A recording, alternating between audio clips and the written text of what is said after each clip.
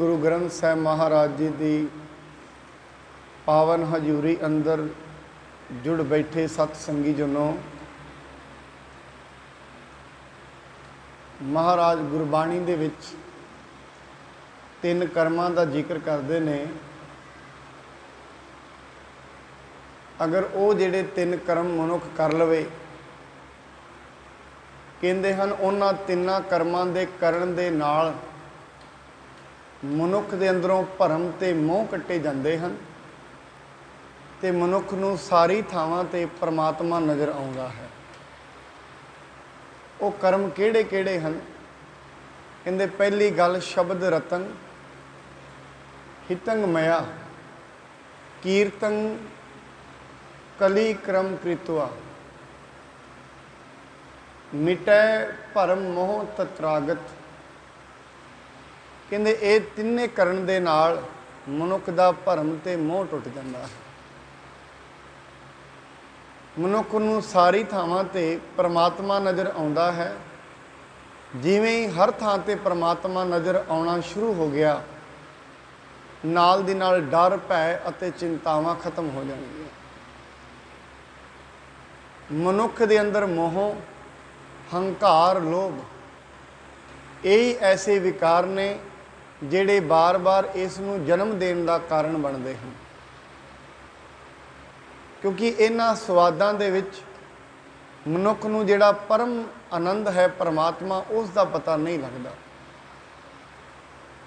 आप जे कदे भी वेखना किसी भी जीव जंतु नूं आप जी मारन लई भजोगे, मनुख उन्हां नूं मारना चाहेगा पर वो जिहड़े जीव ने उस तों दूर भजदे ने। कारण कि मरना तो वह भी नहीं चाहते। भाव जिथे भी वो रह रहे हैं उन्होंने वही ठीक लग रहा है। इसका कारण की है? अज्ञानता। ये कारण है इसका। वो जिहड़े जीव ने जिथे भी वो वस रहे हैं उन्होंने वही वाला स्थान चंगा लगना शुरू हो जाता है। महाराज कहते हैं जदों ये तीन कर्म मनुख करेगा, शब्द रतन परमात्मा का जिहड़ा शब्द है उसकी वडियाई है, गुरु का शब्द है। जिमें जिमें उस दे विच जुड़ जाएगा, जिमें भी परमात्मा मनुख का वडियाई करनी शुरू करता है, जिमें ही मनुख परमात्मा की वडियाई करनी शुरू करता है, उवें उवें उसका जिहड़ा मन है वो निर्मल होना शुरू हो जाता है। मन दे अंदर चंगे विचारां दा आना शुरू हो जाता है। मन तो वही है जिहड़ा पहला माड़े फुरने चुकदा सी, हुण वही मन है चंगे संकल्प अंदर लैके आएगा। शब्द रतन हितंग मया, दूजा कहते ने दया मनुख दे अंदर आ जानी। दया मनुख का सब तो वड्डा गुण है। और बाणी तो इत्थों तई कहती है जिस मनुख दे विच दया नहीं है उत्थे धर्म भी नहीं है। जिस मनुख दे कोल दया नहीं उससे धर्म की उपज नहीं हो सकती। बाणी दे विच इस तरह महाराज कहते हैं, जिन्हों महाराज बाणी दे विच कहते हैं, कहते जदों जदों मनुख दया नूं अपनी जिंदगी दे विच मुख रखना शुरू कर दिंदा है, 68 तीरथ सगल पुन जी दया प्रवान। जिमें जिमें मनुख के अंदर दया वधदी जाती है, मनुख की जिंदगी सुहेली ही बनती जाती। तीजी गल कहते हैं कीर्तन, परमात्मा की कीर्ति करनी। कलयुग दे विच ये तीन कर्म प्रमुख ने। अगर मनुख ये तीन कर्म कर लेंदा है उसदे सारे भरम मोह टुट जाते हैं। परमात्मा उन्होंने साक्षात नज़र आना शुरू हो जाता है। पर मैं एक बेनती होर करा, इसका मतलब असीं ये शब्द कर रहे हैं परमात्मा नज़र आ जाता है तो वह पहला भी है, मनुख दे कोल इन्नी समर्था नहीं हजे उन्होंने वेख सके। गल ये है ऐसी गल नहीं जदों साडी मत निर्मल होएगी परमात्मा उदों ही आएगा, नहीं, वो तो पहला ही है, वो तो हर थां ते व्यापक है। बस मनुख का हिरदा निर्मल होना चाहिए है, मनुख की मत है जिहड़ी वो निर्मल होनी चाहिए है। जिमें जिमें निर्मल हो जाएगा उवें उवें परमात्मा साक्षात हुंदा है। आओ सतगुरु जी महाराज जिमें जोगी नूं उपदेश कर रहे हैं, जिमें उसनूं ब्रह्म के बारे दसदे पे ने, श्रवण करिए। आरंभ करन तो पहला सतगुरु जी वालों बख्शे पावन गुरमंत्र नाल सांझ पाइए। सतनाम श्री वाहेगुरु साहिब जी, सतनाम श्री वाहेगुरु साहिब जी।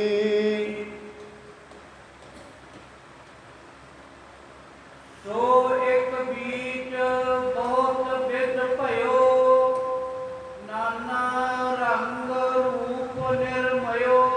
कल महाराज जी ने 3 उदाहरण दिते सन।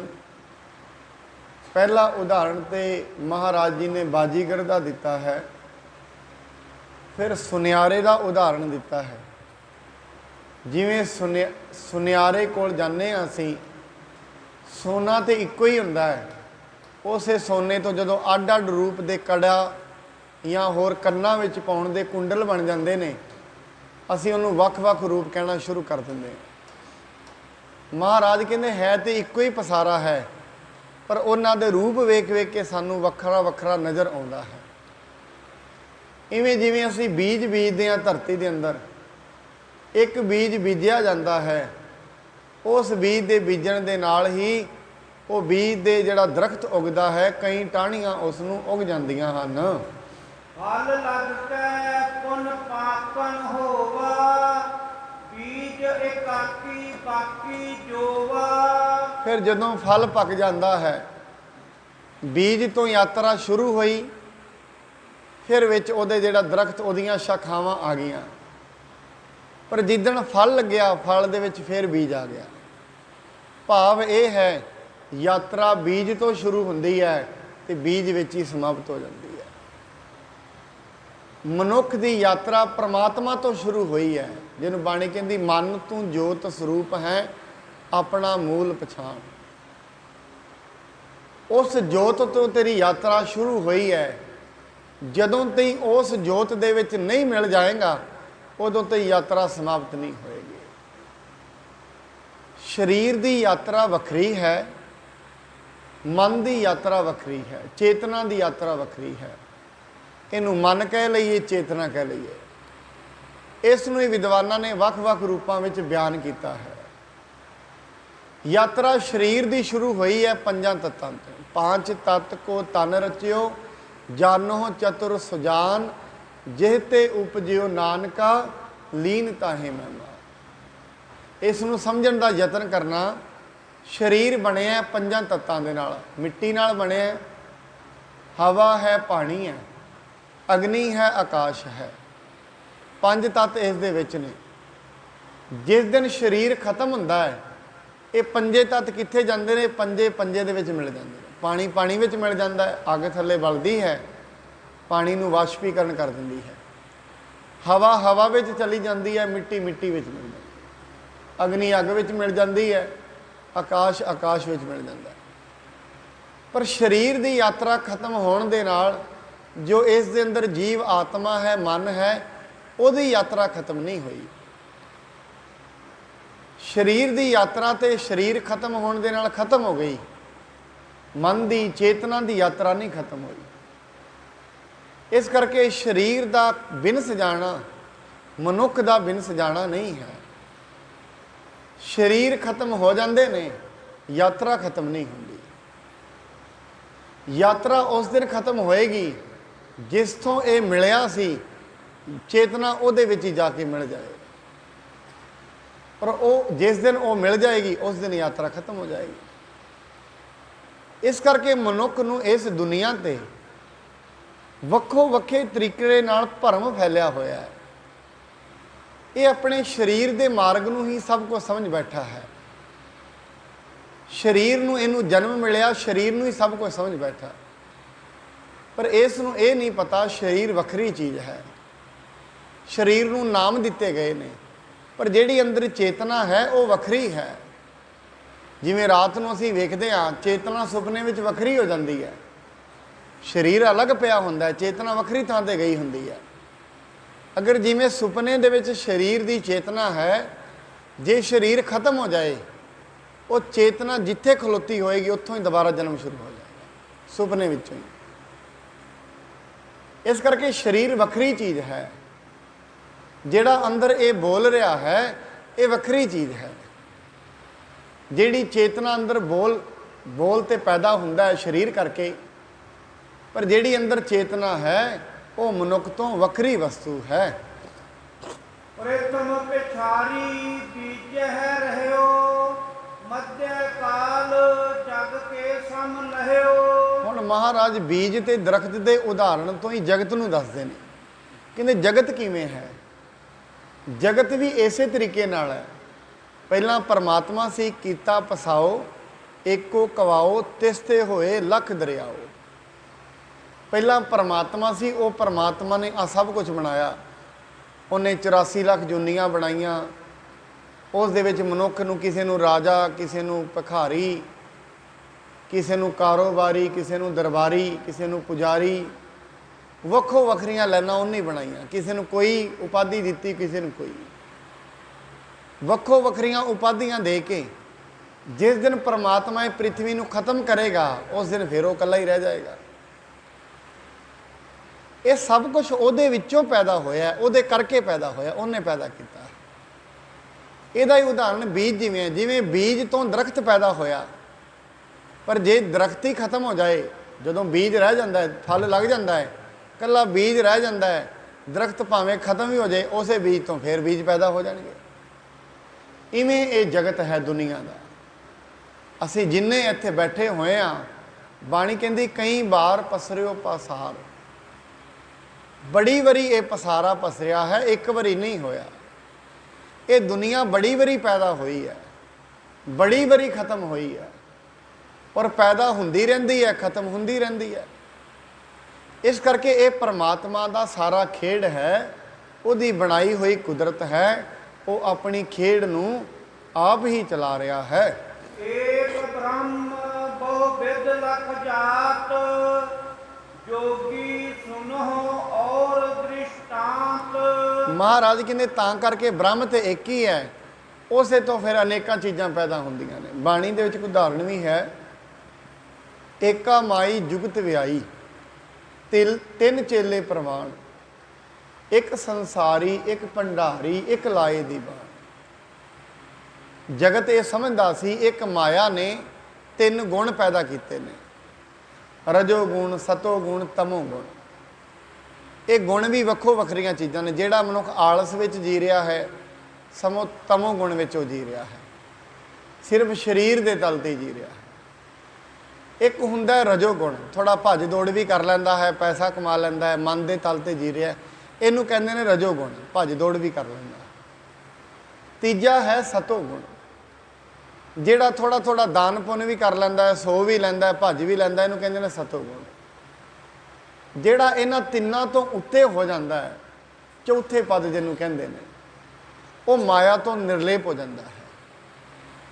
ਐਵੇਂ ਲੋਕ ਕਹਿੰਦੇ ਨੇ ਪਰਮਾਤਮਾ ਨੇ ਤਿੰਨ ਪੈਦਾ ਕੀਤੇ ਨੇ, ਇੱਕ ਸ਼ਿਵ ਜੀ, ਇੱਕ ਬ੍ਰਹਮਾ, ਇੱਕ ਵਿਸ਼ਨੂੰ ਜੀ। ਪਰ ਬਾਣੀ ਕਹਿੰਦੀ ਅਸਲ ਦੇ ਵਿੱਚ ਮਾਇਆ ਤੇ ਪਰਮਾਤਮਾ ਨੇ ਪੈਦਾ ਕੀਤੀ ਹੈ। ਪਰਮਾਤਮਾ ਨੇ ਇਹਨਾਂ ਤਿੰਨਾਂ ਨੂੰ ਪੈਦਾ ਕੀਤਾ। ਫਿਰ ਪਰਮਾਤਮਾ ਕੀ ਕਰਦਾ? ਜਿਮ ਤਿਸ ਭਾਵੈ ਤਿਵੇਂ ਚਲਾਵੈ, ਜਿਮ ਹੋਵੈ ਫਰਮਾਨ। ਜਿਵੇਂ ਪਰਮਾਤਮਾ ਨੂੰ ਚੰਗਾ ਲੱਗਦਾ ਹੈ, ਉਵੇਂ ਹੀ ਇਹ ਪ੍ਰਿਥਵੀ ਨੂੰ ਉਹ ਚਲਾਉਂਦਾ ਹੈ। ਹੁਣ ਮਨੁੱਖ ਨੂੰ ਤਾਂ ਕਰਕੇ ਇਹਨੂੰ ਥੋੜੀ ਜਿਹੀ ਉਹਨੇ ਚੇਤਨਤਾ ਦਿੱਤੀ ਹੋਈ ਹੈ। ਮਨੁੱਖ ਨੂੰ ਉਹ ਚੇਤਨਤਾ ਨਾਲ ਇਹ ਕਰਮ ਕਰ ਲੈਂਦਾ। ਕੋਈ ਨੌਕਰੀ ਤੇ ਚਲਾ ਜਾਂਦਾ ਹੈ, ਕੋਈ ਬਿਜ਼ਨਸ ਤੇ ਬੈਠ ਜਾਂਦਾ ਹੈ, ਕੋਈ ਪੜ੍ਹਾਈ ਕਰ ਲੈਂਦਾ। ਫਿਰ ਉਹ ਚੇਤਨਤਾ ਕਰਕੇ ਇਹਨੂੰ ਲੱਗਦਾ ਕਰਮ ਤੇ ਮੈਂ ਕਰ ਰਿਹਾ ਹਾਂ, ਪਰਮਾਤਮਾ ਵਿੱਚੋਂ ਕਿੱਥੋਂ ਆ ਗਿਆ? ਵੀ ਚੇਤਨਤਾ ਤੇ ਮੇਰੀ ਹੈ, ਦਿਮਾਗ ਤੇ ਮੇਰਾ ਹੈ। ਪਰ ਅਸਲ ਦੇ ਵਿੱਚ ਇਹ ਦਿਮਾਗ ਕਿਹਨੇ ਦਿੱਤਾ ਹੈ? ਚੇਤਨਤਾ ਕਿਹਨੇ ਬਣਾਈ ਹੈ? ਇਹ ਵੀ ਤੇ ਉਹਨੇ ਹੀ ਬਣਾਈ ਹੈ ਨਾ। ਇਸ ਕਰਕੇ ਉਹਨੇ ਚੇਤਨਤਾਵਾਂ ਮਨੁੱਖ ਦੇ ਅੰਦਰ ਦਿੱਤੀਆਂ ਹੋਈਆਂ ਨੇ। ਮਨੁੱਖ ਦੇ ਕਰਮਾਂ ਦੇ ਨਾਲ ਉਹਦੇ ਅੰਦਰ ਦੀ ਚੇਤਨਤਾ ਬਦਲਦੀ ਰਹਿੰਦੀ ਹੈ। ਜਿਵੇਂ ਜਿਵੇਂ ਮਨੁੱਖ ਕੁਸੰਗਤ ਵਿੱਚ ਜਾਏਗਾ ਉਸ ਦੇ ਅੰਦਰ ਬਦਲਾਅ ਆਉਣਾ ਸ਼ੁਰੂ ਹੋ ਜਾਏਗਾ। ਹਰੇਕ ਬੰਨੇ ਉਹਨੂੰ ਘਾਟਾ ਹੀ ਘਾਟਾ ਨਜ਼ਰ ਆਏਗਾ। ਉਹਨੂੰ ਦੁੱਖ ਚਿੰਬੜ ਜਾਣਗੇ, ਚਿੰਤਾਵਾਂ ਚਿੰਬੜ ਜਾਣਗੀਆਂ। ਹਮੇਸ਼ਾ ਦੁੱਖਾਂ ਦੇ ਵਿੱਚ ਉਹਦੀ ਜ਼ਿੰਦਗੀ ਗੁਜ਼ਰਨੀ ਸ਼ੁਰੂ ਹੋ ਜਾਂਦੀ ਹੈ।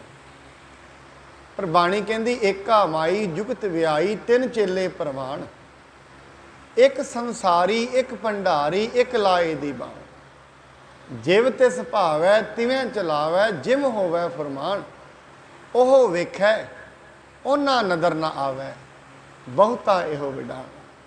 ਕਹਿੰਦੇ ਪਰਮਾਤਮਾ ਸਾਨੂੰ ਸਾਰਿਆਂ ਨੂੰ ਵੇਖ ਰਿਹਾ ਹੈ, ਸਾਨੂੰ ਉਹ ਨਹੀਂ ਵੇਖ ਰਿਹਾ।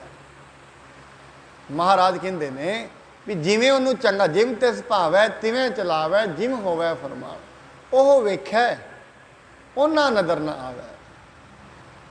ਪਰਮਾਤਮਾ ਤੇ ਵੇਖ ਰਿਹਾ ਹੈ, ਸਾਨੂੰ ਉਹ ਨਜ਼ਰ ਨਹੀਂ ਆ ਰਿਹਾ।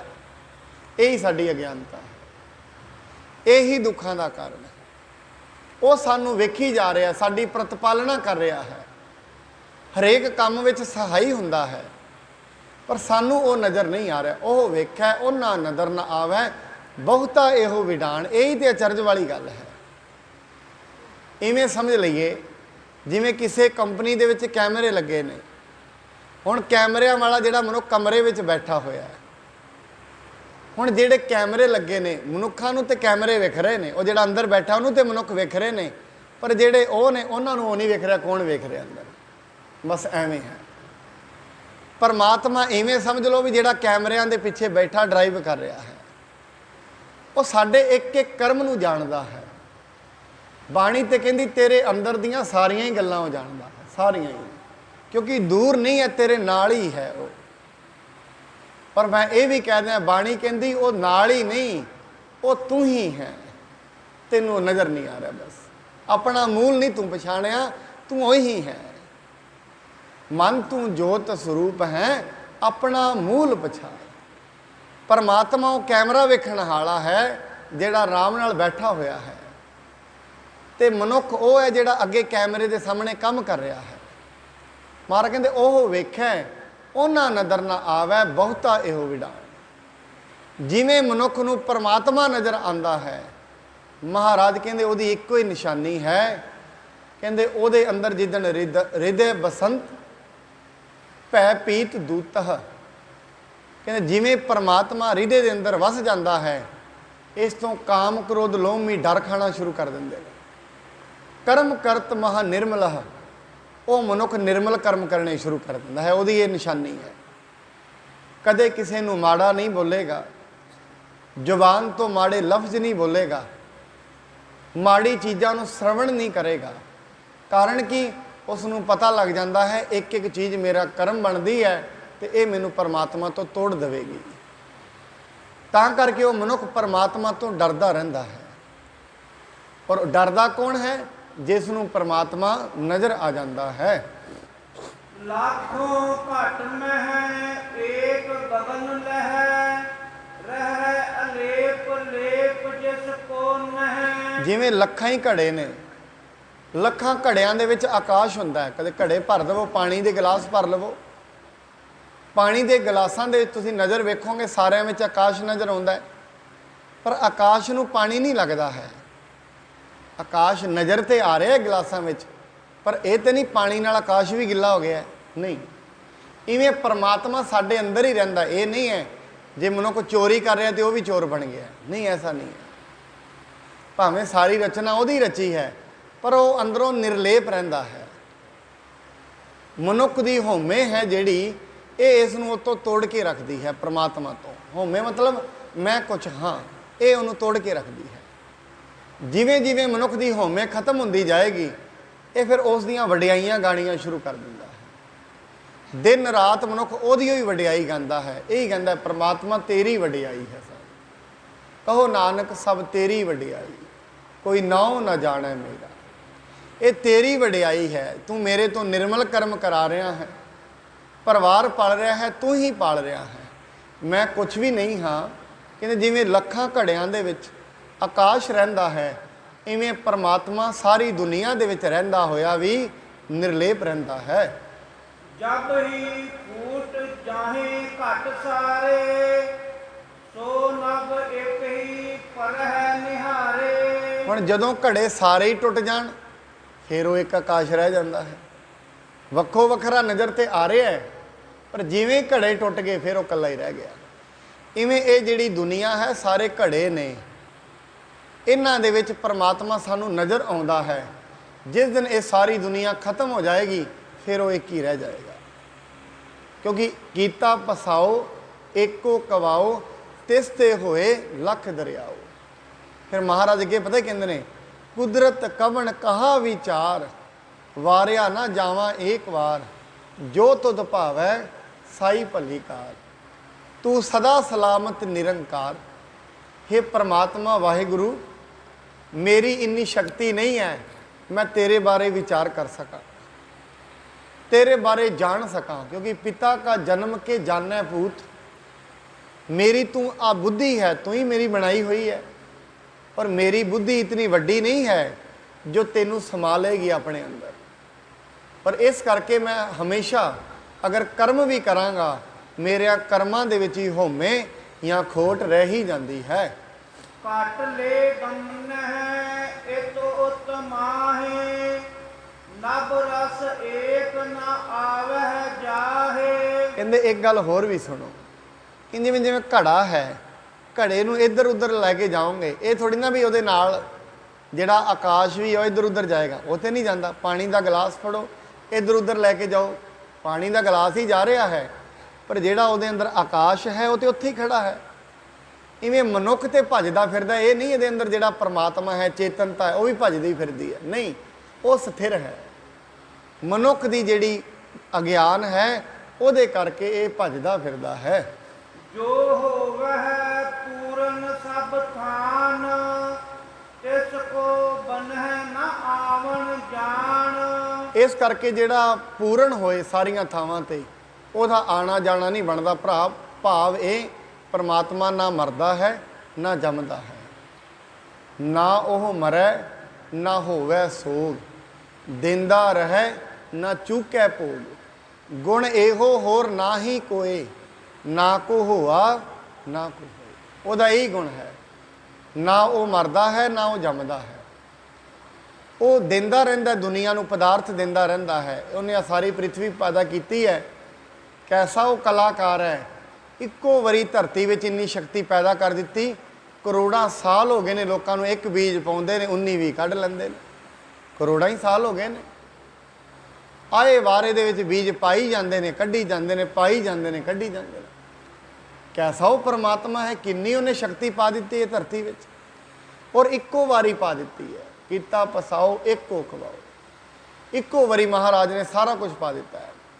ਕਹਿੰਦੇ ਮਨੁੱਖ ਹੀ ਥੱਕ ਜਾਂਦੇ ਨੇ ਧਰਤੀ ਵਿੱਚੋਂ ਕੱਢਦੇ ਕੱਢਦੇ, ਪਰਮਾਤਮਾ ਦਿੰਦਾ ਨਹੀਂ ਥੱਕਦਾ ਹੈ। ਦਿੰਦਾ ਦੇ ਲੈਂਦੇ ਥੱਕ ਪਾਹੀ, ਜੁਗਾ ਜੁਗੰਤਰ ਖਾਹੀ ਖਾਏ। ਜੁਗਾ ਜੁਗਾਂ ਤੋਂ ਲੋਕੀ ਉੱਥੋਂ ਖਾਂਦੇ ਆ ਰਹੇ ਹਨ।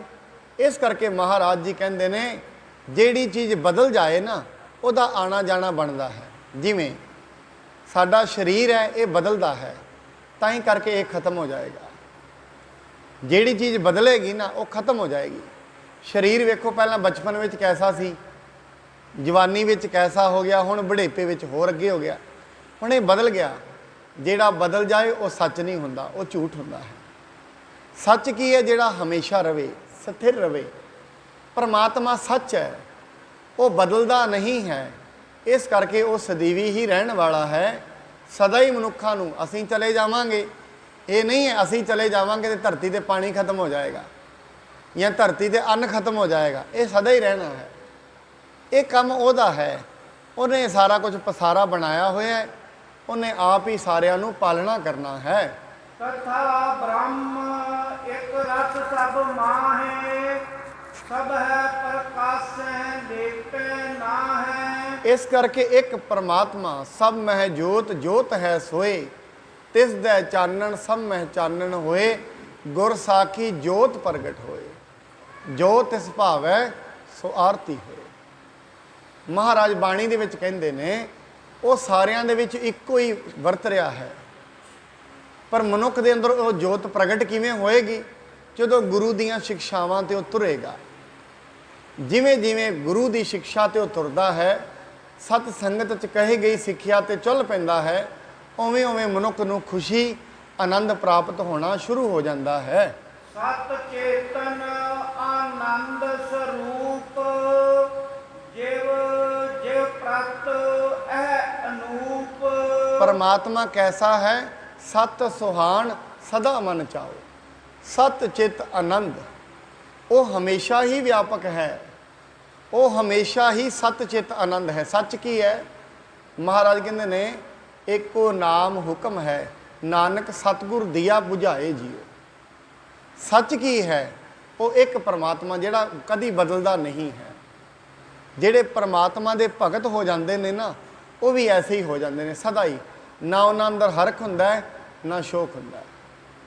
ਕੁਛ ਆ ਜਾਏ ਤਾਂ ਖੁਸ਼ੀ ਨਹੀਂ, ਕੁਛ ਚਲਾ ਜਾਏ ਤੇ ਦਾ ਦੁੱਖ ਨਹੀਂ। ਜੇ ਕੁਛ ਆ ਰਿਹਾ ਹੈ ਖੁਸ਼ੀ ਹੋ ਰਹੀ ਹੈ, ਫਿਰ ਜਿਸ ਦਿਨ ਕੁਛ ਜਾਏਗਾ ਉਸ ਦਿਨ ਦੁੱਖ ਵੀ ਹੋਏਗਾ। ਜਿਹੜੇ ਪਰਮਾਤਮਾ ਦੇ ਭਗਤ ਹੋ ਜਾਂਦੇ ਨੇ, ਬਾਰ-ਬਾਰ ਪਰਮਾਤਮਾ ਦੀ ਬੰਦਗੀ ਕਰਦੇ ਨੇ, ਉਹਨਾਂ ਦਾ ਸੁਭਾਅ ਐਸਾ ਹੀ ਬਣ ਜਾਂਦਾ ਹੈ। ਭੂਤ ਭਵਿੱਖੈ ਸਦਾ ਹੀ ਰਹੈ, ਸਭ ਜੀਵਨ ਮੈਂ ਸਤ ਇਹੋ ਹੈ। ਉਹ ਪਰਮਾਤਮਾ ਸਦਾ ਤੋਂ ਹੀ ਹੈ, ਪਹਿਲਾਂ ਵੀ ਸੀ, ਅੱਜ ਵੀ ਹੈ, ਅਸੀਂ ਚਲੇ ਜਾਵਾਂਗੇ ਉਹ ਫਿਰ ਵੀ ਰਹੇਗਾ। ਆਦ ਸੱਚ ਜੁਗਾਦ ਸੱਚ ਹੈ ਭੀ ਸੱਚ, ਨਾਨਕ ਹੋਸੀ ਭੀ ਸੱਚ। ਉਹ ਪਹਿਲਾਂ ਵੀ ਸੀ, ਯੁੱਗਾਂ ਤੋਂ ਪਹਿਲਾਂ ਵੀ ਸੀ, ਅੱਜ ਵੀ ਹੈ। ਜੇ ਉਹ ਅੱਜ ਵੀ ਹੈ ਫਿਰ ਵਿਖ ਕਿਉਂ ਨਹੀਂ ਰਿਹਾ? ਕਾਰਨ ਤੇ ਇਹ ਹੈ। ਮਤਲਬ ਆਪ ਬਾਣੀ ਕਹਿ ਰਹੀ ਹੈ ਉਹ ਅੱਜ ਵੀ ਹੈ, ਫਿਰ ਹੈ ਤੇ ਕਿੱਥੇ ਹੈ? ਇਹ ਸਵਾਲ ਅਕਸਰ ਮਨੁੱਖ ਦੇ ਹਿਰਦੇ ਵਿੱਚ ਪੈਦਾ ਹੁੰਦਾ ਹੈ। ਮੈਂ ਅਕਸਰ ਗੁਰੂ ਨਾਨਕ ਸਾਹਿਬ ਮਹਾਰਾਜ ਜੀ ਨੂੰ ਨਾ, ਪੀਰ ਦਸਤਗੀਰ ਨੇ ਇਹ ਸਵਾਲ ਕੀਤਾ ਸੀ, ਕਹਿੰਦੇ ਮਹਾਰਾਜ ਜੇ ਪਰਮਾਤਮਾ ਹੈ ਤੇ ਉਹ ਕਿੱਥੇ ਹੈ? ਸਤਿਗੁਰੂ ਜੀ ਮਹਾਰਾਜ ਕਹਿੰਦੇ ਨੇ ਮੈਂ ਇਸ ਦਾ ਜਵਾਬ ਤੇ ਤੈਨੂੰ ਦੇ ਦਿਆਂਗਾ, ਤੂੰ ਮੈਨੂੰ ਇੱਕ ਦੁੱਧ ਦਾ ਕਟੋਰਾ ਲਿਆ ਕੇ ਦੇ, ਫਿਰ ਜਵਾਬ ਤੈਨੂੰ ਦਿਆਂਗੇ। ਉਹ ਲੈ ਆਇਆ ਮਹਾਰਾਜ ਜੀ ਦੇ ਕੋਲ ਦੁੱਧ ਦਾ ਕਟੋਰਾ। ਸਤਿਗੁਰੂ ਜੀ ਮਹਾਰਾਜ ਨੇ ਦੁੱਧ ਦਾ ਕਟੋਰਾ, ਉਹਦੇ ਵਿੱਚ ਉਂਗਲਾਂ ਵੀ ਮਾਰੀਆਂ, ਸਾਰਾ ਕੁਝ ਕਰਨਾ ਸ਼ੁਰੂ ਕੀਤਾ। ਕਹਿੰਦੇ ਮਹਾਰਾਜ ਇਹ ਕੀ ਕਰ ਰਹੇ ਹੋ? ਸਤਿਗੁਰੂ ਜੀ ਕਹਿੰਦੇ ਨੇ, ਕਹਿੰਦੇ ਦਸਤਗੀਰ ਇਹ ਜਿਹੜਾ ਦੁੱਧ ਹੈ, ਇਹ ਦੁੱਧ ਦੇ ਵਿੱਚ ਪਨੀਰ ਹੈ, ਮੱਖਣ ਹੈ? ਕਹਿੰਦੇ ਹੈ। ਇਹ ਦੁੱਧ ਦੇ ਵਿੱਚ ਘਿਓ ਹੈ? ਕਹਿੰਦੇ ਹੈ। ਫਿਰ ਮਹਾਰਾਜ ਕਹਿੰਦੇ ਮੈਨੂੰ ਘੁਮਾ ਰਿਹਾ, ਨਿਕਲ ਕਿਉਂ ਨਹੀਂ ਰਿਹਾ? ਕਹਿੰਦੇ ਮਹਾਰਾਜ ਇਵੇਂ ਨਹੀਂ ਨਿਕਲਦਾ ਹੁੰਦਾ। ਦੁੱਧ ਨੂੰ ਪਹਿਲਾਂ ਗਰਮ ਕੀਤਾ ਜਾਂਦਾ ਹੈ, ਗਰਮ ਕਰਕੇ ਫਿਰ ਉਹਨੂੰ ਸਮਾਇਣ ਜਾਗ ਲਾਈ ਜਾਂਦੀ ਹੈ, ਫਿਰ ਉਹਨੂੰ ਰਿੜਕਿਆ ਜਾਂਦਾ ਹੈ, ਦਹੀਂ ਬਣਦਾ ਹੈ, ਦਹੀਂ ਤੋਂ ਮੱਖਣ ਬਣਦਾ ਹੈ, ਮੱਖਣ ਨੂੰ ਫਿਰ ਗਰਮ ਕੀਤਾ ਜਾਂਦਾ ਹੈ, ਫਿਰ ਜਾ ਕੇ ਘਿਓ ਬਣਦਾ ਹੈ। ਮਹਾਰਾਜ ਕਹਿੰਦੇ ਐਵੇਂ ਹੀ ਘਟ ਘਟ ਮੈਂ ਹਰ ਜੂ ਬਸੈ, ਸੰਤਨ ਕਹਿਓ। ਤੇਰੇ ਅੰਦਰ ਵੀ ਉਹ ਹੈ, ਮਸ਼ੱਕਤ ਕਰਨੀ ਪੈਂਦੀ ਹੈ। ਜੇ ਉਹਨੂੰ ਵੇਖਣਾ ਚਾਹੁੰਦਾ ਹੈ, ਤੇ ਮਹਾਰਾਜ ਕਹਿੰਦੇ ਨੇ ਜਿਵੇਂ ਹਰੇਕ ਲੱਕੜ ਦੇ ਅੰਦਰ, ਹਰ ਥਾਂ ਤੇ ਹਰੇਕ ਲੱਕੜ ਦੇ ਅੰਦਰ ਅੱਗ ਹੈ, ਪਰ ਜੇ ਅੱਗ ਨੂੰ ਪ੍ਰਾਪਤ ਕਰਨਾ ਕਿਵੇਂ ਪ੍ਰਾਪਤ ਹੋਏਗੀ? ਲੱਕੜ ਵੱਢੀ ਜਾਂਦੀ ਹੈ, ਲੱਕੜ ਸੁਕਾਈ ਜਾਂਦੀ ਹੈ, ਫਿਰ ਉਹਨੂੰ ਅੱਗ ਦੇ ਨਾਲ ਲਾਇਆ ਜਾਂਦਾ, ਤਾਂ ਹੀ ਤੇ ਅੱਗ ਪੈਦਾ ਹੁੰਦੀ ਹੈ। ਉਹ 'ਚੋਂ ਲੱਕੜ ਤੇ ਪਹਿਲਾਂ ਹੀ ਉਹਦੇ ਵਿੱਚ ਸੀ, ਪੁਰਸ਼ਾਰਥ ਕਰਨਾ ਪਿਆ। ਇਵੇਂ ਮਨੁੱਖ ਦੇ ਨਾਲ ਹੀ ਪਰਮਾਤਮਾ ਵਸਦਾ ਹੈ, ਇਹਨੇ ਪੁਰਸ਼ਾਰਥ ਕਰਨਾ ਹੈ ਉਹਨੂੰ ਵੇਖਣ ਦਾ। ਔਰ ਉਹਨੇ ਦੂਜਾ ਸਵਾਲ ਵੀ ਇਹ ਗੱਲ ਪੁੱਛਿਆ, ਕਹਿੰਦੇ ਮਹਾਰਾਜ ਪਰਮਾਤਮਾ ਵਿਹਲਾ ਵੀ ਹੈ, ਵਿਹਲਾ ਹੀ ਹੈ ਕਿ ਕੁਝ ਕਰਦਾ ਵੀ ਹੈ? ਮਹਾਰਾਜ ਕਹਿੰਦੇ ਵਿਹਲਾ ਨਹੀਂ ਹੈ, ਬਹੁਤ ਕੁਝ ਕਰਦਾ ਹੈ। ਕਹਿੰਦੇ ਕੀ ਕਰਦਾ ਹੈ? ਮਹਾਰਾਜ ਕਹਿੰਦੇ ਇਹਦਾ ਜਵਾਬ ਤੇ ਮੈਂ ਦਿਆਂਗਾ, ਤੂੰ ਪਹਿਲਾਂ ਜਿਹੜੀ ਕੁਰਸੀ ਤੇ ਬੈਠਾ ਹੈ ਉੱਥੋਂ ਥੱਲੇ ਆ, ਮੈਨੂੰ ਉੱਤੇ ਪਾ ਦੇ। ਸਾਹਿਬ ਜੀ ਉੱਤੇ ਬੈਠ ਗਏ, ਉਹ ਥੱਲੇ ਆ ਗਿਆ। ਸੱਚੇ ਪਾਤਸ਼ਾਹ ਮਹਾਰਾਜ ਕਹਿੰਦੇ ਨੇ ਦਸਤਗੀਰ ਸਮਝ ਲੱਗ ਗਈ ਕੀ ਪਰਮਾਤਮਾ ਕਰਦਾ ਹੈ? ਕਹਿੰਦੇ ਨਹੀਂ। ਮਹਾਰਾਜ ਕਹਿੰਦੇ ਇਹ ਹੀ ਕਰਦਾ ਹੈ, ਜਿਹੜੇ ਥੱਲੇ ਖੜੇ ਨੇ ਉਹਨਾਂ ਨੂੰ ਉੱਤੇ ਬਹਾ ਦਿੰਦਾ ਹੈ, ਜਿਹੜੇ ਉੱਤੇ ਨੇ ਉਹਨਾਂ ਨੂੰ ਥੱਲੇ ਲੈ ਆਉਂਦਾ ਹੈ। ਮਹਾਰਾਜ ਕਹਿੰਦੇ ਰੀਤੇ ਭਰੇ ਭਰੇ ਸਖਣਾਵੇ, ਭਰਿਆਂ ਨੂੰ ਖਾਲੀ ਕਰ ਦਿੰਦਾ, ਖਾਲੀਆਂ ਨੂੰ ਭਰ ਦਿੰਦਾ। ਸਾਰਾ ਦਿਨ ਉਹ ਇਹੀ ਕੰਮ ਕਰਦਾ ਹੈ। ਹੰਕਾਰੀਆਂ ਦੇ ਹੰਕਾਰ ਰੋਜ਼ ਤੋੜੀ ਜਾਂਦਾ ਹੈ, ਇਹੀ ਕੰਮ ਕਰਦਾ ਹੈ ਪਰਮਾਤਮਾ। ਇਸ ਕਰਕੇ ਉਹ ਪਰਮਾਤਮਾ ਹਰ ਥਾਂ ਵਿਆਪਕ ਹੈ। ਫਿਰ ਮਨੁੱਖ ਸਵਾਲ ਮੇਰੇ ਅੰਦਰ ਵੀ ਹੈ, ਮਹਾਰਾਜ ਕਹਿੰਦੇ ਤੇਰੇ ਅੰਦਰ ਵੀ ਹੈ। ਫਿਰ ਉਹਨੂੰ ਪ੍ਰਾਪਤ ਕਿਵੇਂ ਕਰਨਾ ਹੈ? ਤੁਰਨਾ ਪਵੇਗਾ। ਚੱਲਣਾ ਪਏਗਾ, ਸ਼ਬਦ ਜਪਣਾ ਪਏਗਾ, ਉਸ ਨੂੰ ਯਾਦ ਕਰਨਾ ਪਏਗਾ। ਔਰ ਬਾਣੀ ਤੇ ਇੱਥੋਂ ਤਾਈਂ ਕਹਿੰਦੀ ਹੈ, ਕਹਿੰਦੇ ਐਸਾ ਹੈ ਉਹ ਪਰਮਾਤਮਾ, ਤੂੰ ਉਹਨੂੰ ਇੱਕ ਕਦਮ ਯਾਦ ਕਰੇਗਾ ਉਹ 10 ਕਰੋੜ ਕਦਮ ਅੱਗੇ ਆ ਜਾਏਗਾ, ਇੰਨਾ ਦਿਆਲੂ ਹੈ ਉਹ। ਤੂੰ ਇੱਕ ਹੀ ਕਦਮ ਉਹਨੂੰ ਯਾਦ ਕਰਨਾ ਹੈ, ਉਹ ਤੇਰੀ ਬਾਂਹ ਫੜਨ ਵਾਸਤੇ ਅੱਗੇ ਆ ਜਾਏਗਾ ਪਹਿਲਾਂ ਹੀ। ਇਸ ਕਰਕੇ ਮਨੁੱਖ ਉਸ ਨੂੰ ਯਾਦ ਕਰੇ। ਉਸ ਦਾ ਹਿਰਦਾ ਬੜਾ ਨਾਜ਼ੁਕ ਹੈ, ਬੜਾ ਦਿਆਲੂ ਹੈ, ਉਹ ਮਨੁੱਖ ਨੂੰ ਆਪਣੇ ਵਿੱਚ ਹੀ ਸਮਾ ਲੈਂਦਾ ਹੈ। क्रिया करत चेतनता जान, ਇਹ ਵੀ ਬ੍ਰਹਮ ਰੂਪ ਪਹਿਚਾਨ। ਇਸ ਕਰਕੇ ਜਿਹੜੀ ਇਹ ਕਿਰਿਆ ਅਸੀਂ ਕਰ ਰਹੇ ਹਾਂ, ਸਾਡੇ ਅੰਦਰ ਜਿਹੜੀ ਚੇਤਨਾ ਹੈ, ਕਿਰਿਆ ਅਸੀਂ ਕਰਦੇ ਹਾਂ। ਹੁਣ ਸਰੀਰ ਕਿਰਿਆਵਾਂ ਨਹੀਂ ਕਰਦਾ ਹੈ। ਆਪਾਂ ਕਹਿੰਦੇ ਅੱਖਾਂ ਵੇਖਦੀਆਂ ਨੇ, ਅੱਖਾਂ ਨਹੀਂ ਵੇਖਦੀਆਂ। ਅੱਖਾਂ ਦੇ ਵਿੱਚ ਪਿੱਛੇ ਜਿਹੜੀ ਚੇਤਨਤਾ ਹੈ ਉਹ ਵੇਖਦੀ ਹੈ। ਕੰਨ ਨਹੀਂ ਸੁਣਦੇ, ਕੰਨਾਂ ਦੇ ਵਿੱਚ ਜਿਹੜੀ ਸਾਡੇ ਅੰਦਰ ਬਾਬਾ ਬੋਲਤੇ ਤੇ ਕਹਾਂ ਗਏ ਦੇਹੀ ਕੇ ਸੰਗ ਰਹਤੇ, ਮਨੁੱਖ ਦੇ ਅੰਦਰ ਜਿਹੜੀ ਚੇਤਨਤਾ ਹੈ ਉਹ ਬੋਲਦੀ ਹੈ। ਜਿਵੇਂ ਜਦੋਂ ਮਨੁੱਖ ਚਲਾ ਜਾਂਦਾ ਹੈ ਦੁਨੀਆ ਤੋਂ, ਅਸੀਂ ਕਹਿੰਦੇ ਇਹ ਚਲਾ ਗਿਆ ਹੈ, ਸਰੀਰ ਤੇ ਉੱਥੇ ਪਿਆ, ਉਹ ਕਿੱਥੇ ਗਿਆ ਹੈ? ਉੱਥੇ ਹੀ ਤੇ ਪਿਆ ਹੈ।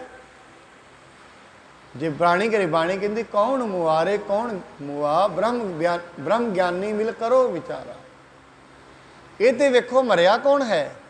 ਤੁਸੀਂ ਕਹਿੰਦੇ ਹੋ ਮਰ ਗਿਆ ਹੈ, ਕਿੱਥੇ ਮਰਿਆ? ਅੱਖਾਂ ਤੇ ਉਵੇਂ ਹੀ ਨੇ, ਉਹਦੇ ਕੰਨ ਵੀ ਲੱਗੇ ਹੋਏ ਨੇ, ਮਰ ਕਿਵੇਂ ਗਿਆ ਹੈ ਫਿਰ?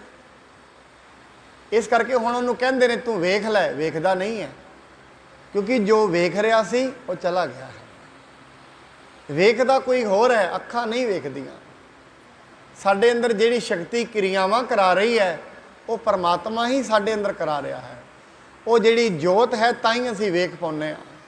ਜਿਸ ਦਿਨ ਉਹ ਜੋਤ ਨਿਕਲ ਜਾਂਦੀ ਹੈ, ਅੱਖਾਂ ਤੇ ਰਹਿੰਦੀਆਂ ਨੇ ਪਰ ਮਨੁੱਖ ਨੂੰ ਵਿਖਾਈ ਕੁਝ ਵੀ ਨਜ਼ਰ ਨਹੀਂ ਆਉਂਦਾ ਹੈ। ਵਿਸ਼ਯਨ ਮਹਿ ਆਨੰਦ ਅਗਿਆਨੀ, ਨਿਜਾਨੰਦ ਪ੍ਰਾਪਤ ਹੈ ਗਿਆਨੀ। ਪਰ ਜਿਹੜਾ ਅਗਿਆਨੀ ਮਨੁੱਖ ਹੈ ਉਹ ਪਤਾ ਕੀ ਕਰਦਾ ਹੈ? ਜੀਵ ਦੇ ਸਵਾਦਾਂ ਵਿੱਚ, ਇਹਨਾਂ ਰਸਾਂ ਵਿੱਚ ਹੀ ਲੱਗਿਆ ਹੋਇਆ ਹੈ। ਉਸ ਨੂੰ ਇਹ ਹੀ ਰਸ ਵੱਡੇ ਲੱਗ ਰਹੇ ਹਨ। ਉਹ ਚਾਹੁੰਦਾ ਮੈਂ ਇੱਥੇ ਬੈਠਾ ਹਾਂ, ਮੈਂ ਥੋੜ੍ਹਾ ਜਿਹਾ ਕਿਤੇ ਬਾਹਰਲੇ ਮੁਲਕਾਂ ਵਿੱਚ ਘੁੰਮਾਵਾਂ, ਅੱਖਾਂ ਵੇਖ ਲੈਣਗੀਆਂ ਤੇ ਆਨੰਦ ਪ੍ਰਾਪਤ ਹੋ ਜਾਏਗਾ। ਉਸ ਨੂੰ ਹਜੇ ਆਨੰਦ ਅੱਖਾਂ ਦੇ ਦ੍ਰਿਸ਼ਾਂ ਨਾਲ ਆਉਂਦਾ ਹੈ, ਰੂਪ ਦੇ ਵਿੱਚੋਂ ਆਨੰਦ ਲੈ ਰਿਹਾ ਹੈ, ਕਿਸੇ ਦੀਆਂ ਗੱਲਾਂ ਸੁਣ ਸੁਣ ਕੇ ਆਨੰਦ ਲੈ ਰਿਹਾ ਹੈ। ਹਜੇ ਉਹ ਮਨੁੱਖ ਸਵਾਦ ਕੁਝ ਖਾ ਰਿਹਾ ਹੈ, ਉਹਦੇ ਨਾਲ ਆਨੰਦ ਲੈ ਰਿਹਾ ਹੈ। ਹਜੇ ਚਮੜੀ ਦੇ ਸਪਰਸ਼ ਨਾਲ ਆਨੰਦ ਲੈ ਰਿਹਾ ਹੈ। ਮਹਾਰਾਜ ਕਹਿੰਦੇ ਨੇ ਜਿਹੜੇ ਅਗਿਆਨੀ ਲੋਕ ਨੇ ਇਹਦੇ ਵਿੱਚ ਹੀ ਇਹਨੂੰ ਹੀ ਆਨੰਦ ਸਮਝ ਬਹਿੰਦੇ ਨੇ, ਪਰ ਇਹ ਆਨੰਦ ਸਦਾ ਨਹੀਂ ਰਹਿੰਦੇ। ਮੈਂ ਅਕਸਰ ਗੱਲ ਆਪ ਜੀ ਦੇ ਸਾਹਮਣੇ ਕਰਦਾ ਹੁੰਦਾ, ਸਾਧ ਸੰਗਤ ਦੀ ਗੱਲ ਯਾਦ ਰੱਖਣਾ, ਜੋ ਵੀ ਆਨੰਦ ਸਰੀਰ ਦੇ ਤਲ ਤੇ ਹੈ, ਆਪ ਜੀ ਹੁਣ ਰੋਟੀ ਖਾਓਗੇ, ਜੋ ਪਹਿਲੀ ਗਰਾਈ ਪਹਿਲੀ ਬੁਰਕੀ ਦੇ ਵਿੱਚ ਸਵਾਦ ਆਉਂਦਾ ਹੈ ਦੂਜੀ ਵਿੱਚ ਨਹੀਂ ਹੁੰਦਾ। ਪਹਿਲੀ ਬਾਈਟ 'ਚ ਜੋ ਸਵਾਦ ਹੈ ਉਹ ਦੂਜੀ 'ਚ ਨਹੀਂ ਹੈ, ਜੋ ਦੂਜੀ 'ਚ ਹੈ ਉਹ ਤੀਜੀ 'ਚ ਨਹੀਂ ਹੈ, ਜੋ ਤੀਜੀ 'ਚ ਹੈ ਉਹ ਚੌਥੀ 'ਚ ਨਹੀਂ ਹੈ। ਭਾਵ ਜਿਹੜਾ ਸਵਾਦ ਹੈ ਉਹ ਘਟਦਾ ਹੀ ਜਾਂਦਾ ਹੈ। ਕੋਈ ਗੱਲ ਇੱਕ ਵਾਰੀ ਸੁਣਾ ਦੇ ਆਪ ਜੀ ਨੂੰ, ਕੋਈ ਗੱਲ, ਕੋਈ ਇੱਕ ਵਾਰੀ ਕੋਈ ਆ ਕੇ ਕੋਈ ਗੱਲ ਸੁਣਾ ਦੇ, ਕੋਈ ਚੁਟਕਲਾ ਸੁਣਾ ਦੇ, ਇੱਕ ਵਾਰੀ ਹੱਸੋਗੇ, ਦੂਜੇ ਵਾਰੀ ਫਿਰ ਉਹ ਸੁਣਾ ਦੇ, ਫਿਰ ਥੋੜਾ ਘੱਟ ਹੱਸੋਗੇ, ਤੀਜੇ ਵਾਰੀ ਫਿਰ ਸੁਣਾ ਦੇ, ਫਿਰ ਥੋੜਾ ਘੱਟ, ਚੌਥੀ ਵਾਰੀ ਸੁਣਾਏਗਾ ਉਹ ਕਹੇਗਾ ਬੰਦ ਕਰ ਇਹਨੂੰ, ਕੀ ਬਾਰ-ਬਾਰ ਲਾਇਆ ਹੈ। ਉਹੀ ਤੇ ਮੈਂ ਗੱਲ ਸੁਣਾ ਰਿਹਾ ਜਿਹੜੀ ਤੈਨੂੰ ਪਹਿਲਾਂ ਸੁਣਾਈ। ਕਹਿੰਦੇ ਨਹੀਂ, ਮੈਨੂੰ ਹੁਣੇ ਚੰਗੀ ਨਹੀਂ ਲੱਗਦੀ। ਇਸ ਕਰਕੇ ਮਨੁੱਖ ਕੰਨਾਂ ਦਾ ਰਸ ਰੋਜ਼-ਰੋਜ਼ ਨਵਾਂ ਭਾਲਦਾ ਹੈ, ਨਵਾਂ ਸੰਗੀਤ ਸੁਣਨਾ ਚਾਹੁੰਦਾ ਹੈ। ਪਰ ਜਿਹੜਾ ਸੰਗਤ ਦਾ ਰਸ ਹੈ, ਪਰਮਾਤਮਾ ਦਾ ਰਸ ਹੈ, ਅੱਜ ਤੁਸੀਂ ਬੰਦਗੀ ਕਰੋਗੇ, ਹੌਲੀ-ਹੌਲੀ ਸ਼ੁਰੂ ਕਰੋਗੇ, ਹੌਲੀ-ਹੌਲੀ ਸ਼ੁਰੂ ਕਰੋਗੇ, ਇਹ ਰੋਜ਼-ਰੋਜ਼ ਵੱਧਦਾ ਜਾਏਗਾ। ਮਹਾਰਾਜ ਕਹਿੰਦੇ ਦਿਨ ਦਿਨ ਚੜ੍ਹਾ ਸਵਾਇਆ, ਨਾਨਕ ਹੋਤ ਨਾ ਘਾਟ, ਸਾਹਿਬ ਮੇਰਾ ਨੀਤ ਨਵਾਂ, ਸਦਾ ਸਦਾ ਦਾਤਾ। ਇਹ ਰਸ ਰੋਜ਼-ਰੋਜ਼ ਵੱਧਦਾ ਜਾਏਗਾ। ਯਾਦ ਰੱਖਣਾ, ਕੋਈ ਸਿੱਖ ਜਪਜੀ ਸਾਹਿਬ ਪੜ੍ਹਦਾ ਹੈ, ਐਸਾ ਨਹੀਂ ਹੈ ਉਹਨੇ ਕੱਲ ਪੜ੍ਹਿਆ ਅੱਜ ਕਹੇਗਾ ਅੱਜ ਇਹਦੇ ਵਿੱਚ ਕੋਈ ਆਨੰਦ ਨਹੀਂ ਰਿਹਾ, ਐਸਾ ਨਹੀਂ ਹੈ। ਅਗਲੇ ਦਿਨ ਪੜ੍ਹੇਗਾ ਫਿਰ ਉਹੀ ਆਨੰਦ, ਕਿਉਂਕਿ ਜਿਹੜਾ ਸੱਚ ਹੈ, ਸੱਚ ਵਿੱਚ ਆਨੰਦ ਬਣਾ ਹੀ ਰਹਿੰਦਾ ਹੈ। ਆਪ ਜੀ ਪਰਮਾਤਮਾ ਦੇ ਬਾਰੇ ਗੱਲਾਂ ਸੁਣੋ, ਉਹੀ ਗੱਲਾਂ ਬਾਰ-ਬਾਰ ਸੁਣੋਗੇ, ਆਪ ਜੀ ਨੂੰ ਆਨੰਦ ਵੱਧਦਾ ਜਾਏਗਾ। ਆਨੰਦ ਰੋਜ਼-ਰੋਜ਼ ਸੱਚਾਈ ਵਿੱਚ ਆਨੰਦ ਹੈ, ਰੋਜ਼-ਰੋਜ਼ ਵੱਧਦਾ ਜਾਏਗਾ। ਰਸਨਾ ਨਾਲ ਉਹੀ ਸਬਜ਼ੀ ਰੋਜ਼-ਰੋਜ਼ ਖਾਓਗੇ, ਚੌਥੇ ਦਿਨ ਚੁੱਕ ਕੇ ਥਾਲੀ ਬਾਹਰ ਸੁੱਟ ਦੇਣਗੇ, ਇਹ ਕੀ ਰੋਜ਼ ਰੋਜ਼ ਬਣਾ ਲੈਂਦੇ, ਮੈਂ ਨਹੀਂ ਇਹ ਖਾਣੀ, ਰੋਜ਼ ਹੀ ਇਹ ਬਣਾ ਲੈਂਦੇ ਹੋ, ਨਹੀਂ ਸਵਾਲ ਹੁੰਦਾ। ਇੱਕੋ ਥਾਂ ਤੇ ਤੁਹਾਨੂੰ ਬਾਰ-ਬਾਰ ਕੋਈ ਲੈ ਕੇ ਜਾਏ, ਰੋਜ਼-ਰੋਜ਼ ਉਸੇ ਥਾਂ ਤੇ, ਇਹ ਹੁਣ ਆਪਾਂ ਨਹੀਂ ਜਾਣਾ, ਕਿਉਂ, ਹਰ ਵਾਰੀ ਉੱਥੇ ਹੀ ਜਾਵਾਂਗੇ। ਇਹ ਜਿਹੜੇ ਸਾਰੇ ਰਸ ਨੇ, ਇਹਨਾਂ ਦਾ ਰਸ ਫਟਾਫਟ ਘਟ ਜਾਂਦਾ ਹੈ। ਜੋ ਪਰਮਾਤਮਾ ਦਾ ਰਸ ਹੈ ਉਹ ਰੋਜ਼-ਰੋਜ਼ ਵੱਧਦਾ ਹੈ।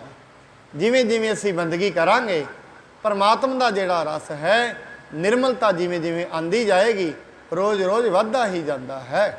ਸਭ ਕੋ ਭੂਲ ਤੇ ਧਰ ਹੰਤਾ, ਪੁਨਹ ਪਦਾਰਥ ਮਮਤਾਵੰਤਾ। ਮਹਾਰਾਜ ਬਾਣੀ 'ਚ ਵੀ ਕਹਿੰਦੇ ਨੇ, ਹੋਂ ਵਿੱਚ ਆਇਆ, ਹੋਂ ਵਿੱਚ ਗਿਆ, ਹੋਂ ਵਿੱਚ ਦਿੱਤਾ, ਹੋਂ ਵਿੱਚ ਲਿਆ। ਮਨੁੱਖ ਹੰਕਾਰ ਕਰਕੇ ਸਰੀਰ ਧਾਰਨ ਕਰਦਾ ਹੈ, ਹੰਕਾਰ ਕਰਕੇ ਸਰੀਰ ਲੈਂਦਾ ਹੈ, ਸਾਰੀ ਉਮਰ ਹੰਕਾਰ ਵਿੱਚ ਹੀ ਵਰਤਦਾ ਹੈ, ਫਿਰ ਤਾਂ ਕਰਕੇ ਇਹਨੂੰ ਦੁਬਾਰਾ ਸਰੀਰ ਮਿਲ ਜਾਂਦਾ ਹੈ। ਹੰਕਾਰ ਕਰਕੇ ਸਰੀਰ ਹੈ। ਮਨੁੱਖ ਨੂੰ ਜਿੰਨੇ ਵੀ ਦੁੱਖ ਨੇ, ਹੰਕਾਰ ਕਰਕੇ ਨੇ, ਜਿੰਨੇ ਵੀ ਦੁੱਖ ਨੇ। ਪਰਮਾਤਮਾ ਨੇ ਕੋਈ ਵੀ ਇਸ ਦੀ ਜ਼ਿੰਦਗੀ ਦੇ ਵਿੱਚ ਕੋਈ ਐਸਾ ਕਰਮ ਬਣਾ ਦਿੱਤਾ ਹੈ, ਕੋਈ ਇਹਦਾ ਕਰਮ ਸੀ, ਉਸ ਦੇ ਕਰਕੇ ਇਹਨੂੰ ਕੋਈ ਦੁੱਖ ਪ੍ਰਾਪਤ ਹੋ ਗਿਆ। ਹੁਣ ਇਹ ਬਾਰ-ਬਾਰ ਉਹਦਾ ਚਿੰਤਨ ਕਰੀ ਜਾਂਦਾ, ਉਸੇ ਦੁੱਖ ਦਾ ਬਾਰ-ਬਾਰ। ਜਦੋਂ ਬਾਰ-ਬਾਰ ਚਿੰਤਨ ਕਰੇਗਾ, ਦੁੱਖ ਤੇ ਚਿੰਤਨ ਨਾਲ ਮਿਟੇਗਾ ਨਹੀਂ।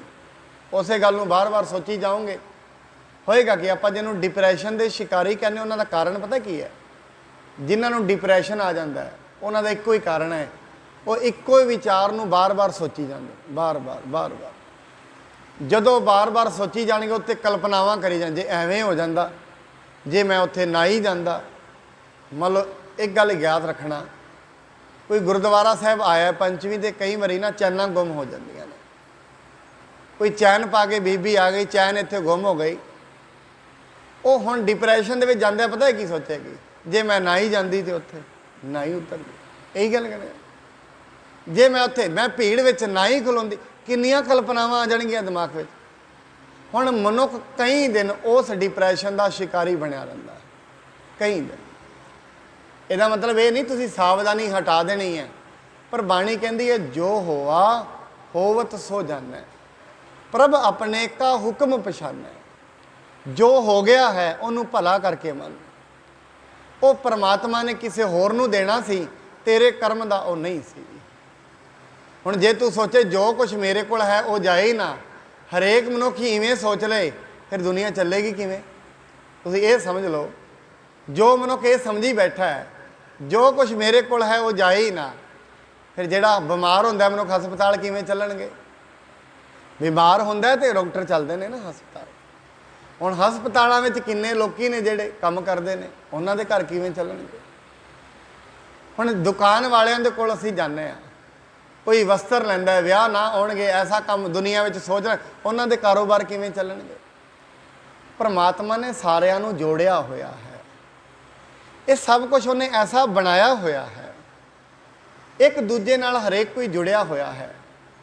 ਤਾਂ ਹੀ ਕਰਕੇ ਇਹ ਜਿਹੜੇ ਕਰਮ ਨੇ ਉਹ ਚੱਲਦੇ ਨੇ। ਮੈਂ ਕਈ ਵਾਰੀ ਆਪ ਜੀ ਨੂੰ ਬੇਨਤੀ ਕੀਤੀ ਹੈ, ਮਨੁੱਖ ਦਾ ਜੋ ਕਰਮ ਦਾ ਹੈ, ਉਹ ਭਾਵੇਂ ਹਨੇਰੇ ਵਿੱਚ ਕਿਤੇ ਡਿੱਗ ਜਾਏ, ਭਾਵੇਂ ਚਾਨਣੇ ਵਿੱਚ ਡਿੱਗ ਜਾਏ, ਉਹਨੂੰ ਮਿਲ ਹੀ ਜਾਂਦਾ ਹੈ। ਜੋ ਉਹਦੇ ਕਰਮ ਦਾ ਨਹੀਂ ਹੈ, ਕਈ ਵਾਰੀ ਘਰੋਂ ਬਾਹਰ ਜਾਂਦਾ, ਘਰੋਂ ਹੀ ਚੋਰੀ ਕਰਕੇ ਲੈ ਜਾਂਦੇ ਨੇ, ਘਰੋਂ ਹੀ ਚੋਰੀ ਹੋ ਜਾਂਦੀ ਹੈ। ਕਈ ਚੀਜ਼ਾਂ ਘਰੋਂ ਹੀ ਚਲੀਆਂ ਜਾਂਦੀਆਂ ਨੇ। ਹੁਣ ਉਹਦਾ ਦੋਸ਼ੀ ਕਿਹਨੂੰ ਠਹਿਰਾਵਾਂਗੇ? ਫਿਰ ਉਹਦਾ ਦੋਸ਼ੀ ਪਤਾ ਕੀ ਕਰਨਗੇ, ਜੇ ਅਸੀਂ ਨਾ ਹੀ ਜਾਂਦੇ, ਜੇ ਕੱਲ੍ਹ ਹੀ ਚਲੇ ਜਾਂਦੇ। ਹੁਣ ਇਹਨੂੰ ਸੋਚੀ ਜਾਏਗੀ।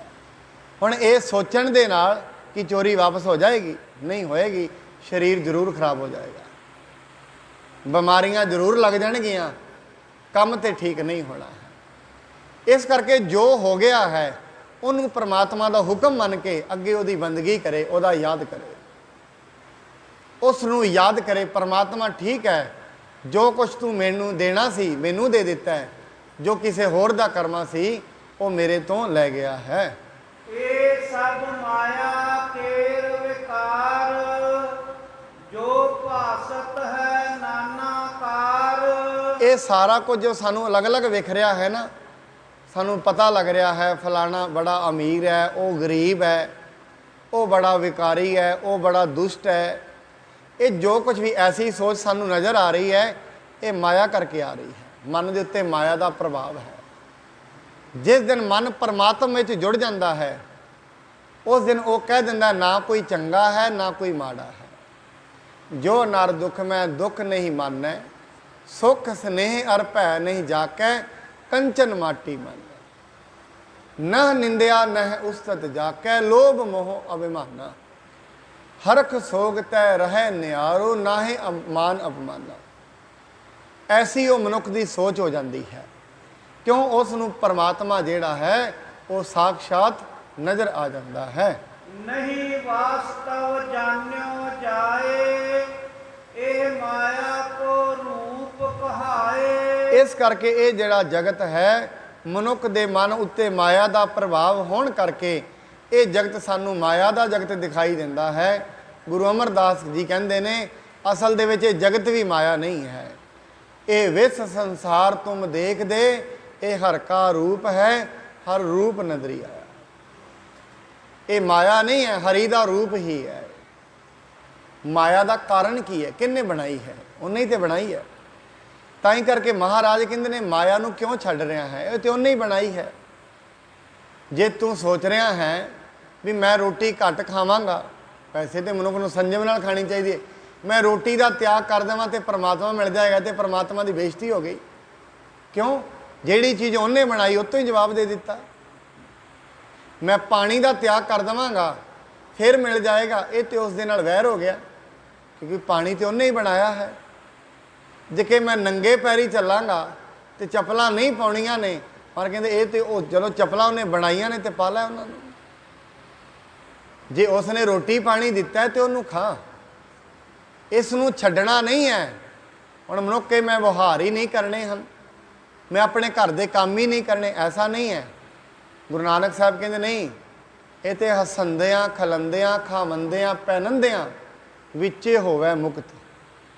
ਵੀ ਮੁਕਤੀ ਦਾ ਮਾਰਗ ਇਹ ਨਹੀਂ ਹੈ ਘਰ ਛੱਡ ਦਿਓ ਜੀ ਫਿਰ ਮੁਕਤੀ ਮਿਲਣੀ ਹੈ, ਐਸਾ ਨਹੀਂ ਹੈ।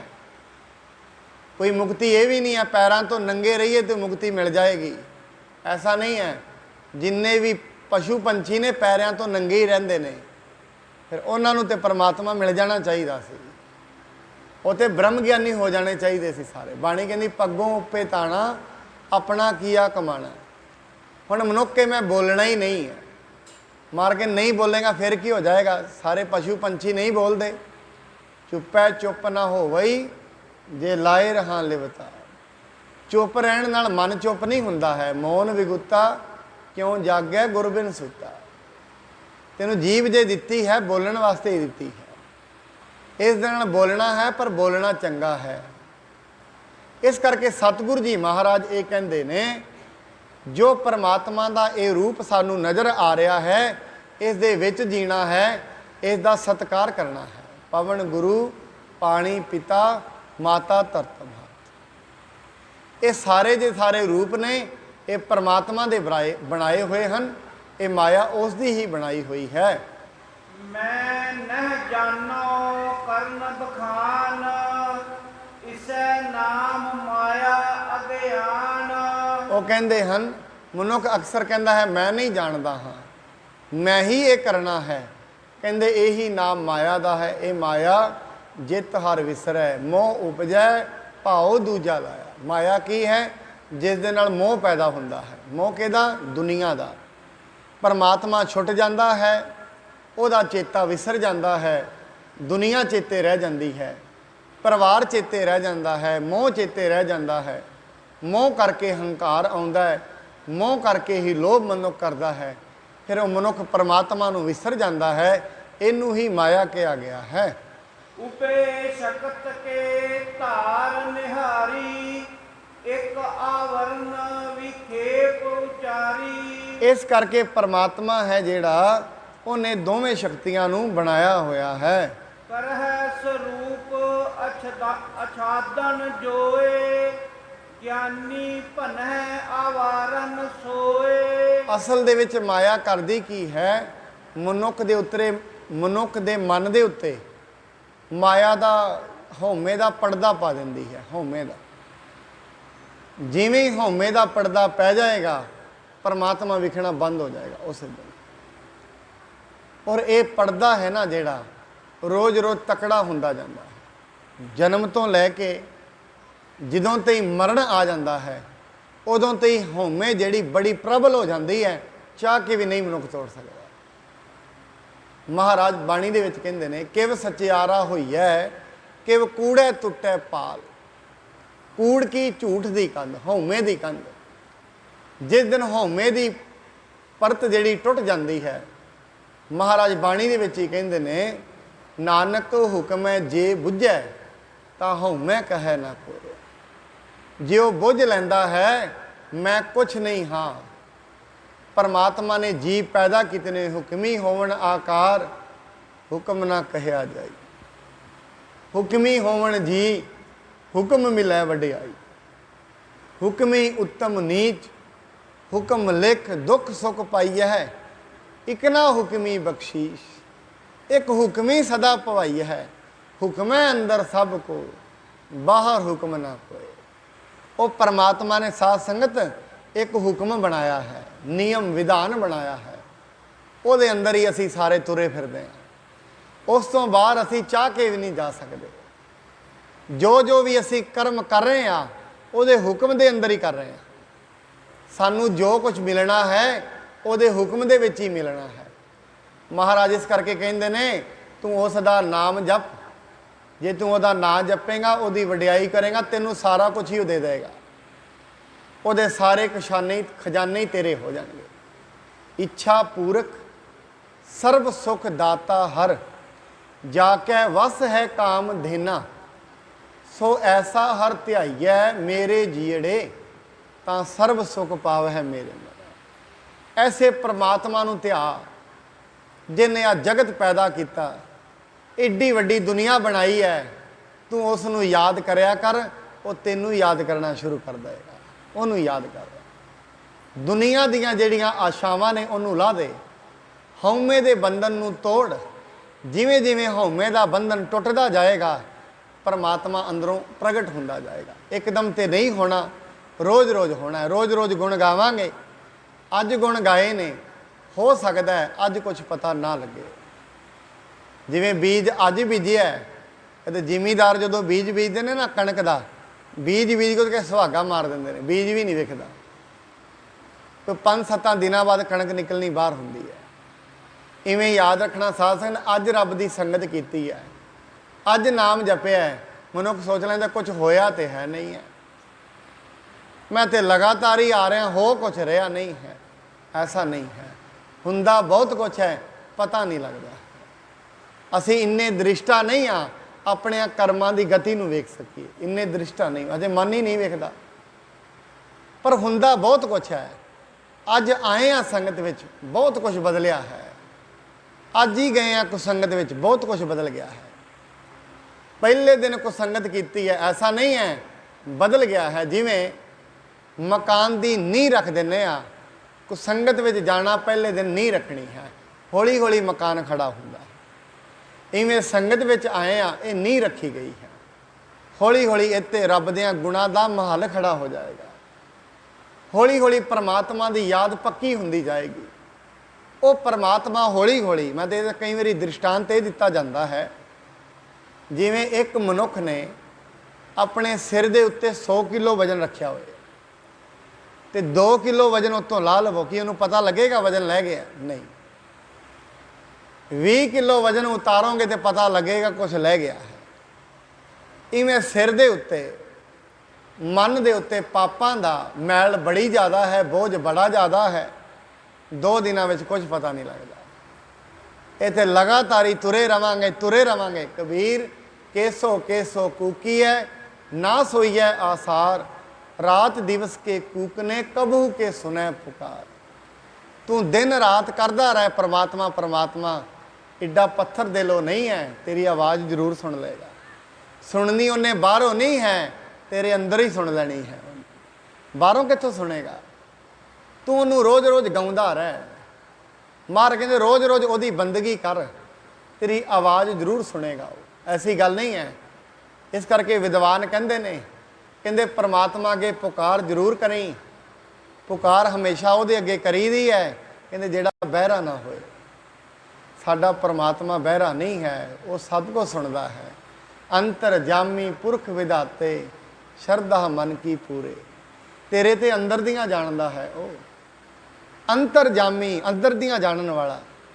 ਪੁਰਖ ਵਿਧਾਤੇ ਸ਼ਰਧਾ ਮਨ ਕੀ ਪੂਰੇ। ਨਾਨਕ ਦਾਸ ਇਹ ਹੈ ਸੁਖ ਮੰਗੇ, ਮੋਹ ਕਹੋ ਤਰ ਸੰਤਨ ਕੀ ਤੂਰੇ।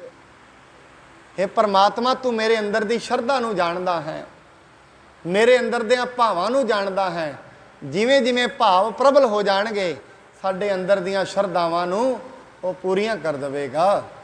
जे नानक तव प्रतीत कराई, सो विखेप जह तह दृष्टाई। कहंदे इस करके जदों मनुख दा माया नाल प्रेम लग जांदा है, माया दा मतलब पैसा नहीं है साध संगत, ऐसा मत जानना माया का मतलब पैसा होंदा है। जे रोटी दे नाल ही प्रेम लग गया, यह भी माया है। वेखण विच ही प्रेम, माया का मतलब पैसा नहीं है, ये मत जानना कभी। और माया त्यागी नहीं जा सकती है, त्यागण का उपदेश भी किते नहीं दिता गया। त्याग के घर थोड़ी ना छड्डना है माया त्याग, ऐसा नहीं है। पर मनुख के मन के उत्ते जो हौमे का प्रभाव पै जाता है, उस दे नाल फिर इनू लगता है ये ओदी चीज़ है, ये घर ओदा है, मैं उहदे घर नहीं जाना है। मैनू साखी कई बार याद आउंदी है, एक फकीर दी, वो एक राजे दे महलों में चला गया उन्होंने समझाउण लई। बारिश पैण लगी, भज के राजे दे महलों में बैठ गया, जाके उधर सुता। राजे दे सैनिक आए, फड़ लिया, राजे दे कोल लै गए। कहंदे कित्थे सुता है बिना परमिशन तो? कहंदे राजा मुसाफर खाना वेख्या मैं तो वड़ गया विच। कहंदे मुसाफर खाना है, ये मेरा महल है, तू मुसाफर खाना समझ के विच वड़ गया? कहंदे राजा नहीं, ये मुसाफर खाना ही है। कहंदे नहीं फकीर, तेरा दिमाग खराब हो गया है, मुसाफर खाना नहीं मेरा घर है। कहंदे एवें दस फिर तेरे तो पहला किहदा सी? कहंदे मेरे पिता दा। उस तो पहला किहदा सी? कहंदे ओहदे पिता दा। कहंदे दो तो मुसाफर चले गए ने, तीजा तू बैठा है, तू किहड़ा रहना है? अगे तेरे पुत्र दा। ये मुसाफर खाना नहीं तो होर की है?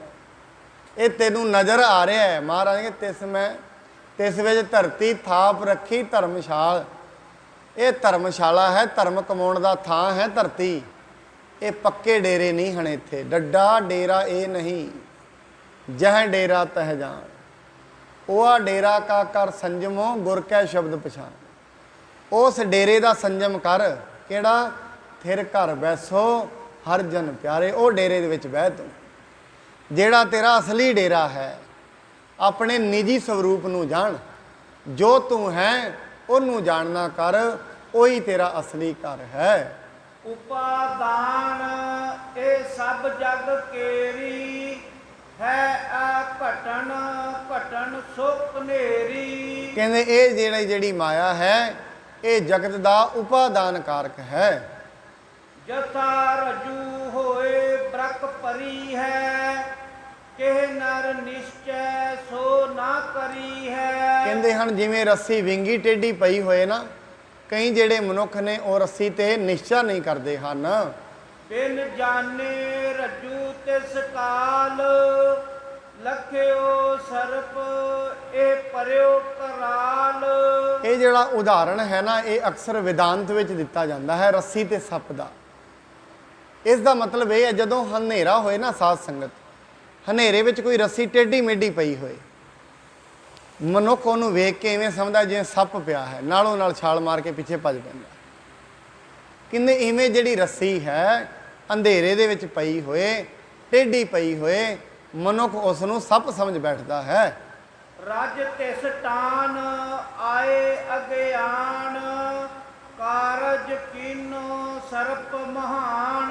कहंदे इवें समझ लो रस्सी ने जिहड़ा अज्ञान दे आसरे ते सप वाला काम कर दिता।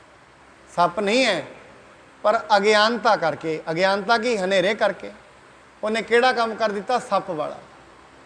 इस करके इवें समझते हैं जिहड़ी माया है, माया असल दे विच परमात्मा का रूप है, पर अज्ञानता करके मनुख नूं माया ही सब कुछ लगनी शुरू हो जाती है। लगना शुरू हो जाता है फलाना मनुख है, फलाना मनुख है, उस देश का है, उहदा वो धर्म है। काहदे करके? अज्ञानता करके।